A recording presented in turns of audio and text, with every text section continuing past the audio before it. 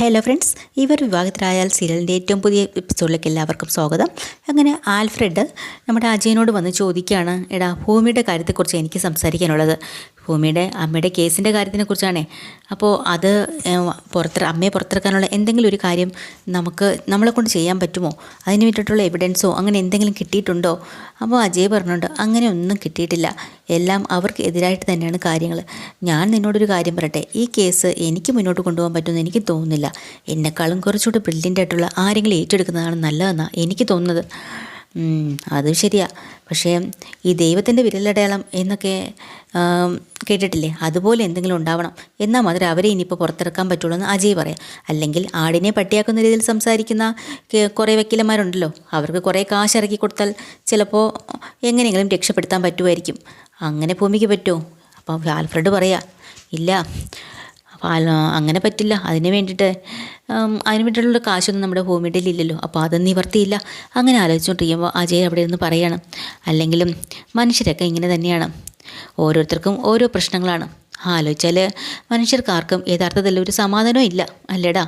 Alfred ചോദിക്കുന്നുണ്ട്, അതെന്താടാ നീ ഒരു ഫിലോസഫി പോലെ പറയുന്നത്? എന്താ നിൻ്റെ പ്രശ്നം? നിനക്കെന്താ ഒരു സമാധാനക്കേട്? എന്തെങ്കിലുണ്ടെങ്കിൽ തുറന്നു പറഞ്ഞു. വേറെ എന്താ, അവൾ തന്നെ അഞ്ജന. എനിക്ക് അവളോടുള്ള വിവാഹം തീരെ താല്പര്യമില്ലടാ. ഓരോ ദിവസം അവളെ എന്തൊക്കെയോ വേഷം കെട്ടുകൾ എടുക്കുന്നുണ്ട്. എനിക്കാണെങ്കിൽ ക്ഷമ നശിച്ചുകൊണ്ടിരിക്കുകയാണ്. എടാ, നിനക്ക് എന്നെ ഹെൽപ്പ് ചെയ്യാൻ പറ്റുമോ?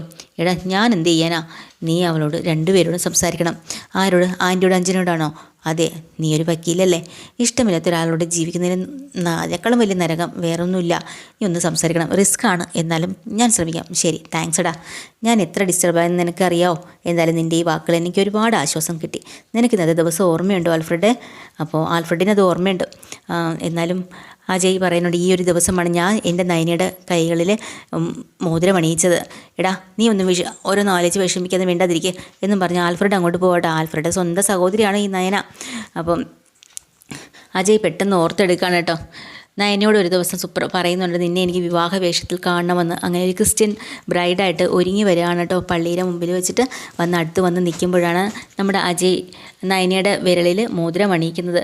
അങ്ങനെ നയനയോട് ആ ഒരു സ്നേഹം പങ്കിടുന്ന കാര്യങ്ങളൊക്കെ അജയ് അവിടെ നിന്ന് ഓർത്തെടുക്കുക കേട്ടോ. അജയനങ്ങ് കണ്ണ് നിറഞ്ഞു പോവാണ്. ഇപ്പോൾ അവൾ കൂടെ ഇല്ലല്ലോ എന്ന് ഓർത്തിട്ട് ആ നിമിഷങ്ങളും അവർ തമ്മിലുള്ള സംസാരങ്ങളും ഒക്കെ ഓർത്തെടുക്കുകയാണ് കേട്ടോ.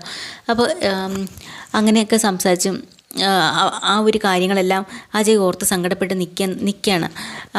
ഇതേ സമയത്ത് നമ്മുടെ ഭൂമി എന്താണെന്ന് വെച്ചാൽ ശങ്കരനാരായണ സാറിൻ്റെ അവിടേക്ക് പോവാണല്ലോ.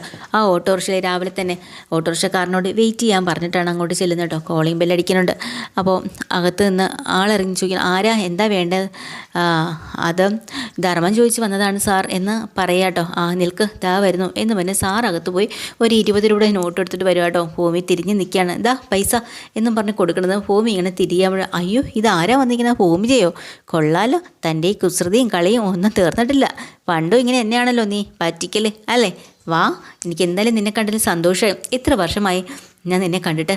നിന്നെക്കുറിച്ചൊക്കെ ഞാൻ ആലോചിക്കും, പക്ഷേ നീ ഇങ്ങനെ വരുമെന്നൊന്നും ഞാൻ പ്രതീക്ഷിച്ചിരുന്നില്ല കേട്ടോ. നീ ഇരിക്കുക അങ്ങനെ ഭൂമി അവിടെ ഇരിക്കാൻ കേട്ടോ.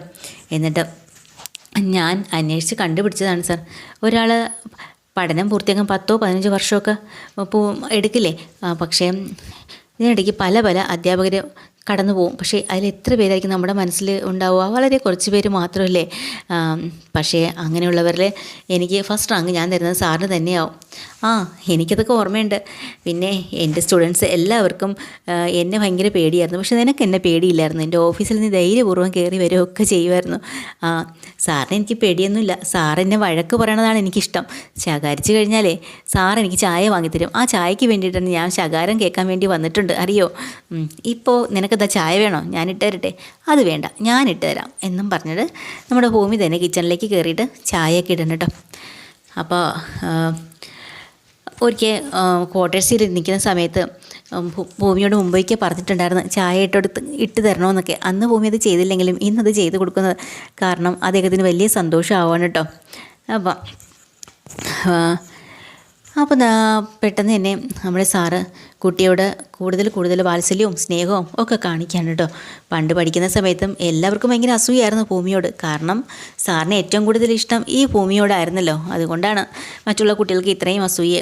ചായ ഇട്ട് കൊടുക്കുമ്പോഴത്തേക്കും അദ്ദേഹത്തിന് ഭയങ്കര അത്ഭുതം. എന്താ ഇത്, മാജിക്കോ? ഇങ്ങനെയും ചായ ഉണ്ടാക്കോ? കൊള്ളാം, നല്ല സൂപ്പർ ടേസ്റ്റ് ആയിട്ടുണ്ടെന്ന് പറയാം കേട്ടോ. അപ്പോഴാണ് ഭൂമി അവിടെ ഇരുന്നിട്ട് പറയുന്നുണ്ട്, ഇപ്പം ഇത് എൻ്റെ തൊഴിലാണ് സാർ. എന്താ ഭൂമി നീ അങ്ങനെ പറയുന്നത്? ആ, അധ്യാപകരുടെ പ്രതീക്ഷയ്ക്കൊത്ത് പഠിച്ചാൽ പേപ്പറിലെ മാർക്കിൽ മാത്രമേ നമുക്ക് ഉയരാൻ കഴിയുള്ളൂ. പക്ഷേ ജീവിതത്തിലെ ഭാരം പെട്ടെന്ന് തലയിൽ വരുമ്പോൾ എന്തൊക്കെ മാർഗങ്ങളുണ്ടെങ്കിലും നമ്മളത് സ്വീകരിച്ചല്ലേ പറ്റുള്ളൂ. അപ്പോൾ അത് പ്രതീക്ഷിച്ചതുപോലെയൊന്നും ആവണമെന്നില്ല. എന്തായാലും ആ ജോലി ഞാൻ ആസ്വദിച്ച് തന്നെയാണ് ചെയ്യുന്നത്. ഞാനിപ്പോൾ സാർ പഠിപ്പിച്ച ആ ഒരു ക്രിമിനോളജി വിദ്യാർത്ഥിയൊന്നുമല്ല, ജീവിതമാണിപ്പോൾ ഞാൻ പഠിക്കുന്നത്. ഒരു അധ്യായവും എൻ്റെ പ്രതീക്ഷയ്ക്ക് ഒപ്പമല്ല സാർ. എന്നെ കൊണ്ടുപോകുന്നിടത്തേക്ക് ഞാൻ സഞ്ചരിച്ചു കൊണ്ടിരിക്കുകയാണ്. എടുത്താൽ പൊങ്ങത്ത അത്ര ഭാരം എൻ്റെ തലയിൽ ദൈവം എടുത്തു വച്ചിട്ടുണ്ട്. ആഹാ, അത് ശരി. അപ്പോൾ എൻ്റെ ഭൂമി, നീ എന്നെ വെറുതെ കാണാൻ വന്നതല്ല, ആ നിൻ്റെ കണ്ണുകൾ പറയുന്നുണ്ട്. സാർ, ഞാനൊരു ഒപ്പീനിയൻ ചോദിക്കാൻ വേണ്ടി വന്നതാണ്. എന്താണ്? പറയാം എന്നും പറഞ്ഞു ഭൂമി നേരെ ബാഗിൻ്റെ അടുത്തേക്ക് ചെന്ന് ഒരു ഫയലുണ്ടായിരുന്നു, ഈ ഫയലെടുത്ത് സാറിൻ്റെ നേരെ നീട്ടുക കേട്ടോ. എന്നിട്ട് പറയുന്നുണ്ട്, സാർ ഇതൊരു കേസ് ഫയലാണ്, ഇത് ഞാനുണ്ടാക്കിയതാണ്. എന്താ ഇതിൻ്റെ നേച്ചർ? എന്താ? കൊലപാതകം. കൊല ചെയ്യപ്പെട്ടത് എൻ്റെ അച്ഛൻ, കൊലക്കുറ്റത്തിന് ജയിലിലായത് എൻ്റെ അമ്മ. അപ്പോൾ തന്നെ സാർ ആകെ ടെൻഷനായി കേട്ടോ. അച്ഛനും അമ്മയോ? അപ്പോൾ ഭൂമിയെ വല്ലാത്തൊരു വേദനയോടുകൂടി അയാൾ നോക്കുകയാണ്. എന്നിട്ട് ആ ഫയലൊന്ന് തുറക്കുകയാണ് കേട്ടോ. ഭൂമി അത് ഒരു കേസ് ഫയലായിട്ട് തന്നെ മൊത്തം പ്രിപ്പയർ ചെയ്ത് വച്ചിട്ടുണ്ടായിരുന്നു. അങ്ങനെ സാർ അതൊക്കെ നോക്കുകയാണ്. അത് കഴിഞ്ഞിട്ടേ നമ്മുടെ ഭൂമിയോട് സാർ തന്നെ പറയുന്നത്, പഠിപ്പിക്കുന്ന കാര്യത്തിൽ ഒരു കൊലപാതക കുറ്റം വന്നാൽ എങ്ങനെയൊക്കെയാണ്, ആദ്യം എന്തൊക്കെയാണ് നമ്മൾ കണ്ടുപിടിക്കേണ്ടത്, ഇതൊക്കെ നിനക്ക് ഓർമ്മയുണ്ടോ? അതെല്ലാം കൃത്യമായിട്ട് അവിടെ ഇരുന്നും കൊണ്ട് നമ്മുടെ ഭൂമി പറയാം കേട്ടോ. അപ്പോൾ സാറും ചില കാര്യങ്ങളെല്ലാം പറഞ്ഞു കൊടുക്കുന്നുണ്ട്. സാഹചര്യ തെളിവുകൾ മാത്രം ഉണ്ടെങ്കിലും ചിലപ്പോൾ നമുക്ക് കുറ്റം തെളിയിക്കുക എന്നുള്ളതേ ഉള്ളൂ. പക്ഷേ ഇവിടെ ഇപ്പോൾ സാഹചര്യ തെളിവുകളോ കാര്യങ്ങളോ ഒന്നും ഇല്ലല്ലോ, പ്രത്യേകിച്ചൊരു ഇതുമില്ല. അപ്പോൾ ഭൂമിക്ക് ചെറിയൊരു വിഷമം തോന്നുന്നുണ്ടോ. അപ്പോൾ അയാൾ പറയുന്നുണ്ട്, ഭൂമി പറഞ്ഞതും ഈ ഫയലിൽ വിശദീകരണവും ഒക്കെ ആയിട്ട് നോക്കുമ്പോഴത്തേക്കില്ലേ, അപ്പോൾ എൻ്റെ അമ്മയെ രക്ഷപ്പെടുത്താൻ പറ്റുന്നില്ലെന്നാണ് പറയുന്നത്. ഒരു തെളിവ് സ്വയം സംസാരിക്കില്ല, അത് സംസാരിക്കാൻ വേറെ ആൾ വേണം, അല്ലെങ്കിൽ വക്കീലിനെ വെച്ച് നമ്മൾ ചെയ്യിക്കണം. അപ്പോൾ വക്കീലാണ് അത് നമ്മൾ നിരപരാധിയെ രക്ഷിക്കുന്നതും ശിക്ഷിക്കുന്നതും ഒക്കെ ആയിട്ടുള്ള. എങ്ങനെയാണ് സാർ നമുക്കിത് റീസണബിളായിട്ട് കൊണ്ടുപോകാൻ പറ്റുമെന്ന് ചോദിക്കുക. അപ്പോൾ സാറ് പറയുന്നുണ്ട്, ഈ കേസിൽ ഞാൻ കാണുന്നത് അംബികയ്ക്ക് എതിരെയുള്ള തെളിവുകൾ മാത്രമല്ല, ആ തെളിവുകളെ ചോദ്യം ചെയ്യാനുള്ള സാധ്യതകൾ കൂടെ ഉണ്ട്. അതെന്താ sir?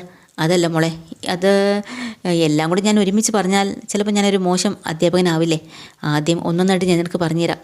Forensic report, postmortem report, പിന്നെ വിറ്റ്നസ് റിപ്പോർട്ട്, ഇങ്ങനെ പല പല കാര്യങ്ങളുണ്ട്. ഒന്നൊന്നായിട്ട് നമുക്കതെല്ലാം ക്ലാരിഫൈ ചെയ്യുന്നതല്ലേ നല്ലത്.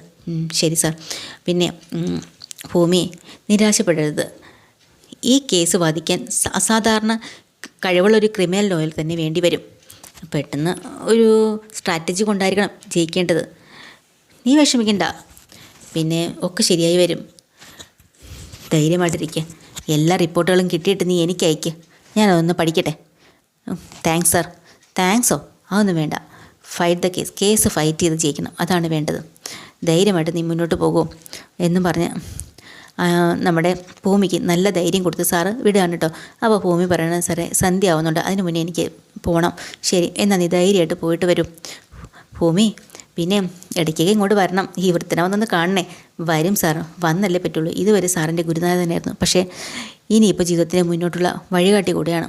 ശരി സാർ, പൊക്കോ മോളെ എന്ന് പറയാം. അങ്ങനെ ഓട്ടോയ്ക്കകത്ത് കയറി ഭൂമി അവിടുന്ന് മുന്നോട്ട് പോകണുണ്ട് കേട്ടോ. ഇതിനിടയ്ക്ക് നമ്മൾ അജയ് ആണെങ്കിൽ ആൽഫ്രഡിനെ പറഞ്ഞു വിടുവാണല്ലോ ഭവാനിയോടും അഞ്ജനയോടും കാര്യങ്ങളൊക്കെ സംസാരിക്കാൻ വേണ്ടിയിട്ട്. അപ്പോൾ അയാൾ ഇവിടെ വന്നിട്ട് ഇവരെ വിളിക്കുകയാണ്. അപ്പോൾ ഭവാനി വന്ന് ചോദിക്കണം, എന്താ ആൽഫ്രഡേ കാര്യം? നീ വിളിച്ചു എന്ന് പറഞ്ഞല്ലോ. അതെ, നിങ്ങൾ രണ്ടുപേരോടും മാത്രമായിട്ട് എനിക്കൊരു കാര്യം സംസാരിക്കാനുണ്ട്. ഒരു വക്കീൽ എന്നുള്ള രീതിയിലും പിന്നെ ഒരു ഫ്രണ്ട് എന്നുള്ള രീതിയിലുമാണ് അവിടെ വന്നിരിക്കുന്നത് ആൽഫ്രഡ്. നിനക്ക് എന്താ പറയാനുള്ളത്? പറഞ്ഞോ. അപ്പോൾ അജയ് അവിടെ നിന്ന് ഒളിഞ്ഞു നോക്കുന്നുണ്ട് കേട്ടോ, ഇവരെന്താ സംസാരിക്കണേന്ന്. അപ്പോഴാണ് ആൽഫ്രഡ് പറയുന്നത്, അതെ, അഞ്ജനയുടെയും അജയിൻ്റെയും വിവാഹ കാര്യത്തെക്കുറിച്ചാണ് ഞാനിത് സംസാരിക്കുന്നത്. വിവാഹമൊക്കെ മുന്നേ തീരുമാനിച്ചല്ലേ എന്ന് ഭവാനി പറയാം കേട്ടോ. അതൊക്കെ ശരി തന്നെയാണ്, പക്ഷേ ഈ വിവാഹം നടക്കില്ല. എന്താ പറഞ്ഞത്? വിവാഹം നടക്കില്ലെന്നോ? അത് പറയാൻ നീ ആരാ? അല്ല, ഞാനൊരു ഫ്രണ്ടിൻ്റെ ഒരു രീതിയിലാണ് ഞാൻ പറയുന്നത്. ഇത് നടത്താൻ വേണ്ടി നിങ്ങൾ ഇറങ്ങിത്തിരിക്കരുത്, മാന്യമായിട്ട് പിന്മാറണം. അത് ശരി, അത് പറയാൻ നീ ആരടാ? കുടുംബത്തിലെ കാര്യങ്ങളെല്ലാം കുടുംബക്കാർ തീരുമാനിച്ചോളും. സൗഭാഗ്യപുരത്തിലെ കാര്യം സൗഭാഗ്യപുരത്തിലുള്ളവർ തീരുമാനിച്ചോളും. നീ ഇതിൽ തലയിടേണ്ട കാര്യമൊന്നുമില്ല പറഞ്ഞിട്ടല്ലോ. അപ്പോൾ ആൽഫ്രഡ് പറയാം, ആൻറ്റി നിങ്ങൾ ശോഭിക്കാതെ സമാധാനമായിട്ട് കാര്യങ്ങൾ ആലോചിച്ച് നോക്കും. അജയൻ്റെ നല്ലൊരു ഫ്രണ്ട് എന്നുള്ള രീതിയിലാണ് ഞാനിത് പറയുന്നത്. അവൻ ഈ ഭാഗത്തിന് തീരെ താല്പര്യമില്ല. അത് നിങ്ങൾക്കും അറിയാം. അറിഞ്ഞുകൊണ്ടും മനസ്സില്ലാത്ത ഒരുത്തൻ്റെ കയ്യിൽ അഞ്ജനയുടെ ജീവിതം വെച്ച് കൊടുക്കുന്നതിൽ എന്തെങ്കിലും അർത്ഥമുണ്ടോ ആൻറ്റി? പരസ്പരം സ്നേഹിക്കാൻ കഴിയാത്തവർ ഒരുമിച്ച് ഒരു റൂഫിന് കീഴിൽ താമസിക്കുന്നതിലും വലിയൊരു നഷ്ടം വേറെ എന്താ ഉള്ളത്? അപ്പോൾ ഉണ്ട് അഞ്ജന അവിടെ നിന്നുകൊണ്ട് പറയാം, അതെ എനിക്ക് അജയനെ ഇഷ്ടമാണ്, ഞാൻ അത് മാത്രമേ നോക്കുന്നുള്ളൂ. ഓ അതാണോ ശരി? അഞ്ജന എഡ്യൂക്കേറ്റഡ് ആയിട്ടുള്ളൊരു കുട്ടിയല്ലേ? ഇഷ്ടമില്ലാത്തൊരു ആളിൻ്റെ ജീവിതത്തിലേക്ക് വലിഞ്ഞു കയറി ചെല്ലുന്നതിന് നിനക്കൊരു ഉളുപ്പും തോന്നുന്നില്ലേ എന്നിങ്ങനെ ആൽഫ്രഡ് ചോദിക്കുമ്പോൾ ഭവാനിക്ക് ദേഷ്യം വന്നങ്ങ് ചാടി എണീക്കുക കേട്ടോ. നീ ആരുടെ ഇതൊക്കെ ചോദിക്കാനായിട്ട്? പറഞ്ഞല്ലോ ഞാൻ അവൻ്റെ ഒരു ഫ്രണ്ട്. പിന്നെ ഫ്രണ്ട് വന്നിരിക്കുന്നു. ഫ്രണ്ട് എന്നിട്ട് എന്താ ചെയ്തിരിക്കുന്നത്? സ്വന്തം പെങ്ങളെ അഴിഞ്ഞാടാൻ വേണ്ടി വിട്ട് കൂട്ടുകാരനെ വല വീശാൻ വേണ്ടി നടന്നു.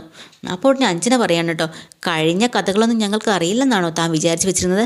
തൻ്റെ പെങ്ങളെ അഴിഞ്ഞാടി നടന്നതെല്ലാം ഇവിടെ എല്ലാവർക്കും അറിയാം എന്ന് അഞ്ജന പറയുമ്പോൾ ആൽഫ്രഡിൻ്റെ മനസ്സ് വല്ലാണ്ട് വേദനിച്ചു പോയി കേട്ടോ. പിന്നെ വീണ്ടും അഞ്ജന പറയാണ്, അഴിഞ്ഞാടൻ വിട്ടതേ വെറും ഇവിടെ അജയൻ്റെ കൂടെ മാത്രമായിരുന്നോ അതോ വേറെ ആരുടെയൊക്കെ പോയിട്ടുണ്ടോയെന്ന്? അത് മാത്രമേ ഉള്ളൂ ഞങ്ങൾക്ക് ഇപ്പോൾ സംശയം എന്നിങ്ങനെ പറയുമ്പോൾ അജയൻ്റെ കൺട്രോൾ അങ്ങ് പോയി. പിന്നെ വീണ്ടും അവിടെ നിന്നും കൊണ്ട് നമ്മുടെ അഞ്ജന അങ്ങോട്ട് പറയാം കേട്ടോ, ഇതേ സൗഭാഗ്യപുരം ഫാമിലിയാണ്. ഈ ഫാമിലിക്കൊരു ഒരു പ്രത്യേകതയുണ്ട്. അതായത് അതിനൊരു വിലയും നിലയുമുണ്ട്. അന്യജാതിയിൽപ്പെട്ട ഒരു പെണ്ണിനെ ഇങ്ങോട്ട് വിളിച്ചുകൊണ്ട് വരേണ്ടെന്ന് ഞങ്ങൾ ആരും സമ്മതിക്കത്തുമില്ല. അപ്പം തന്നെ അജയ് ഇങ്ങോട്ട് ഓടി ഇറങ്ങി വന്നിട്ട് നമ്മൾ അടിക്കാനായിട്ട് അങ്ങ് ഓടുക. എടി എന്താടി നീ പറഞ്ഞത്? അടിച്ച് നിൻ്റെ മണ്ടേ ഇപ്പം ഞാൻ ശരി. നീ ആരെക്കുറിച്ച് അടി അപവാദം? എൻ്റെ പെണ്ണിനെക്കുറിച്ചാണ് നീ അപവാദം പറഞ്ഞത്. നിന്നെ അടിച്ച് നിൻ്റെ പല്ല് ഞാൻ തെറിപ്പിക്കും, അന്തസ്സ് കേട്ടവളയെന്ന്. അപ്പോൾ തന്നെ ഉടനെ ആൽഫ്രഡ് പറയാണ്, ദേ മതി മിണ്ടാതെ നിൽക്ക്, നീ ഒന്നും ചെയ്യാൻ പോണ്ട, വിട്ടുകളാ, അവരുടെ സംസ്കാരം അത്രയേ ഉള്ളൂ, വിട് മാറെന്ന് പറയാം കേട്ടോ.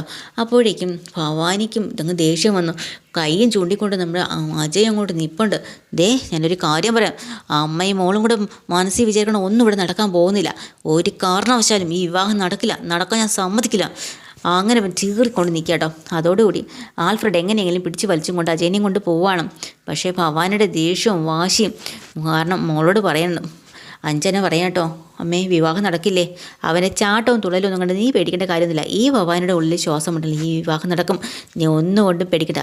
നിന്നെ തല്ലാനോങ്ങിയ കൈ കൊണ്ട് അവൻ നിന്നെ താലി കെട്ടിയിരിക്കും. അത് ഞാൻ വരുത്തി തീർക്കുമെന്ന് ഇങ്ങനെ പറഞ്ഞു കൊടുക്കണം കേട്ടോ. അങ്ങനെ അതോടുകൂടി അഞ്ജനയ്ക്ക് അല്പമൊക്കെ സമാധാനമായിട്ടുണ്ട്. അങ്ങനെ നമ്മുടെ കമാല് ഭവാനിയെ വിളിക്കാൻ കേട്ടോ. ആ രാത്രി തന്നെ ഭവാനി വീട്ടിൽ ആരും അറിയാണ്ട് ഡോറടച്ച് പുറത്തേക്ക് ഇറങ്ങി വരുവാണ്. എന്നിട്ട് കമാല് പറയാണ് ഭവാനിയോട്, നിങ്ങൾ എന്നെ ഏൽപ്പിച്ച കടമ ഞാൻ കൃത്യമായിട്ട് നിർവഹിച്ചിട്ടുണ്ട്. ആ കത്ത് ഞാനിവിടെ കൊണ്ടു തന്നിട്ടുണ്ട്. അപ്പോൾ ഭവാനി പറയാം, എനിക്ക് നല്ല ടെൻഷനുണ്ട്, ഞാനിത് അകത്ത് പോയിട്ട് വായിച്ചോളാം. അത് പറ്റില്ല, ഇപ്പം തന്നെ അത് വായിച്ച് നോക്കണം, എന്നാലേ എനിക്ക് ഒരു മനസ്സമാധാനം ആകത്തുള്ളൂ എന്നിങ്ങനെ ആ കമാല് പറയാട്ടോ. ഭവാനിയാണെങ്കിൽ അവിടുന്ന് മാറി നിന്ന് ഈ കത്തിലുള്ള ഉള്ളടക്കം മുഴുവനും ഇങ്ങനെ വായിക്കുകയാണ് കേട്ടോ. ഞാൻ ഏത് നിമിഷവും കൊല്ലപ്പെടും, ഇതിനകത്തൊരു രഹസ്യമുണ്ട്, അത് എനിക്കൊരാൾക്കറിയാവുന്ന രഹസ്യമാണെന്നൊക്കെ പറയാൻ ഒരാൾ എൻ്റെ പിന്നാലെ ഉണ്ട്, എൻ്റെ മരണം ഏത് നിമിഷവും ഉണ്ടാവും എന്നൊക്കെ പറഞ്ഞിട്ട് അത് മിക്കവാറും കൊലപാതകം തന്നെ ആയിരിക്കും. ആ രഹസ്യം എന്താണെന്നല്ലേ അത് ഞാനൊരു കത്തായിട്ട് എഴുതി ശിവൻ്റെയും ദാസൻ്റെയും കയ്യിൽ കൊടുത്തിട്ടുണ്ട്. മോളുടെ കോഫി ഹൗസിൽ വരുന്നില്ലേ കഥയൊക്കെ എഴുതുന്ന, അവിടെ കൊടുത്തിട്ടുണ്ടെന്ന് ഈ കത്തിൽ എഴുതി വെച്ചിട്ടുണ്ട് കേട്ടോ. അങ്ങനെ ഭവാനി അതോടുകൂടി ടെൻഷനായി. കാരണം അച്യുതൻ്റെ ആ ഒരു മരണം ആ കത്തിൽ കൂടെ തീരുമെന്നാണ് വിചാരിച്ചത്. പക്ഷേ അതിൻ്റെ യഥാർത്ഥ കാരണം തന്നെ എന്തുകൊണ്ടാവും കൊല്ലുന്നത്, ആ കാരണം ദാസൻ്റെയും വിജയൻ്റെയും കയ്യിൽ എഴുതി കൊടുത്തിട്ടുണ്ടെന്നും കൂടെ അതിൽ എഴുതിയിട്ടുണ്ട്. ഇതെല്ലാം നമ്മുടെ ഭൂമിയുടെ അടവാണ് കേട്ടോ. ഭൂമി തയ്യാറാക്കി വെച്ച കത്താണ് ഇയാൾ അടിച്ചു മാറ്റിക്കൊണ്ട് വന്നിരിക്കുന്നത്. അതോടുകൂടി ഭവാനി ആകെ തകർന്നുപോയി. അങ്ങനെ കമാല് ചോദിക്കുന്നുണ്ട്, എന്താ മാഡം?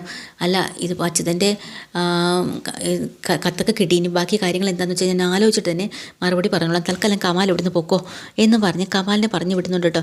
പക്ഷേ ഭവാനിയാണെങ്കിൽ ആകെ ടെൻഷനായിട്ട് എന്ത് ചെയ്യണമെന്ന് അറിയാണ്ട് വീട്ടിലേക്ക് ആ കത്തും കൊണ്ട് ചെന്ന് കയറാൻ പോവാണ്.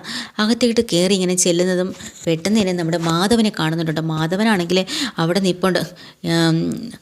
അപ്പോൾ അയാൾ നോക്കുമ്പോൾ ഭവാനി രാത്രി ഒരാളെ കാണുന്നു, കയ്യിലൊരു കത്തുണ്ട്. അങ്ങനെ ഭവാനി ആകെ ഞെട്ടിത്തരിച്ച് നിൽക്കാട്ടോ. മുമ്പിൽ നിൽക്കുന്ന മാധവനെ കണ്ടിട്ട് സംഗീതയുടെ ഭർത്താവാണ്. അതോടുകൂടി ഭവാനി ടെൻഷൻ അടിച്ച് നിൽക്കണം. അയാളും ദേഷ്യത്തോടുകൂടി ഇങ്ങനെ നോക്കി നിൽക്കാൻ ഇന്നത്തെ എപ്പിസോഡ് തീരാട്ടോ. ലേറ്റസ്റ്റ് എപ്പിസോഡ് വീണ്ടും വരാൻ. ചാനൽ ഇഷ്ടമായി ലൈക്ക് ചെയ്യുക, സബ്സ്ക്രൈബ് ചെയ്യുക. താങ്ക്